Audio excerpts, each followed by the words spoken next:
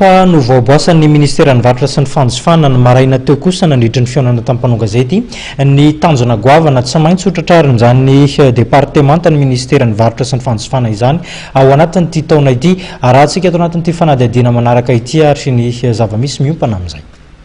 Efa voaravitry ny ministera ny varatra sy ny fanjifana ny drafitrasa tao aorian'ny fandrafetana ny fandaharana asa fampiarana ny politika ankapobeny fanjakana. Tanjona lehibe enina no navotra ny ministra Henri Rabesahala nandritry ny fionany tamin'ny mpanao gazety. Ny fanaraha-maso reto hitana lanidaty reto.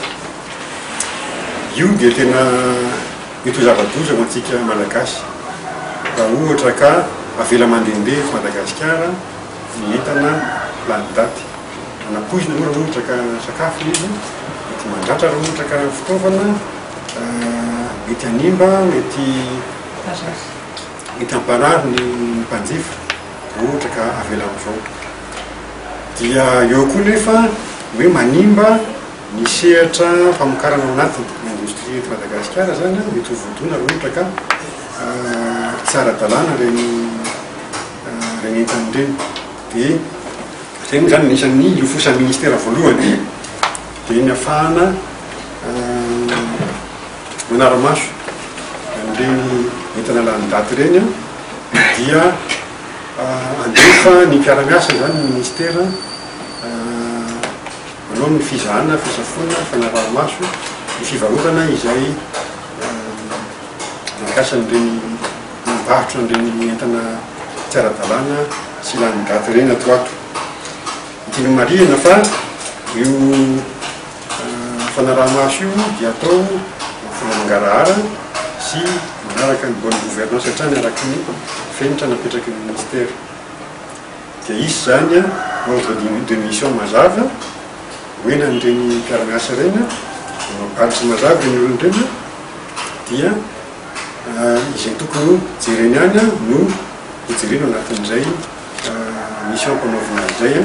Ao anatin'izany ny fampandehanana ny tsena, ny fiarovana ny mpanjifa, ny fampandraisana andraikitra ny rehetra ao anatin'ny tontolon'ny fanjifana izay, ny fitandrona sy ny fitadiavana ny tombotsoan'ny Madagasikara. Ao ihany koa ny fanampiana ireo orinasa malagasy, ny fametrahana ny fenitra ary ny fahaizana mitantana na ny bonne gouvernance. Anisan'ny asa izay antsoroan'ny ministera ny varatra sy ny fanjifana ny fanaraha-maso ireo entana lanidaty. Momba ny fiakaran'ny vidiny entana indray dia nisoritan'ny ministra fa tsy nitsabaka amin'ny vidiny entana ny departemanta izay sahanina fa malalaka ny famaritana izany vidiny entana izany eto amintsika, izany hoe misy ny libéralisation des prix. Ny andraikitry ny fanjakana dia ny mampivezivezy ny entana raha ny voalazan'ity farany. Ireo mpandraraha moa dia didiny lalàna anao ny fanambaran'ireo tahiry ao aminy na ny déclaration de stock mba ahafana manara-maso izay mety tsy fahampiany entana. Tokony isy ihany koa raha ny voalaza ny lalàna mikasika ny zon'ny mpanjifa. Ny ministra Henri Rabesahala moa dia nanome lanjany hatrany ny fifampidiniana eo amin'ny sehatra samihafa. Mikasika ny fitobaky ny entana avy any ivelany ohatra dia tokony isy ny dinika iarahana amin'ny fahatoseranana ny ministeran'ny teti-bola sy ny fitantanam-bola ary ny ministeran'ny indostria. Mikasika ny vary dia tokony isy ny fifanakaloza-kevitra iarahana amin'ny ministeran'ny fambolena sy ny solotenan'ny tatsa raha tsy laza afa-tsy ireo. Nasian'ny ministra teny ihany koa ny mikasika ny mofo. Efa nisy ny fionana niarahan'ny fikambanan'ireo mpanao mofo sy ny fivondronan'ny mpanjifa raha ny voalazany ary ivoaka amin'ny herinandro ambony ny marimaritra iraisana.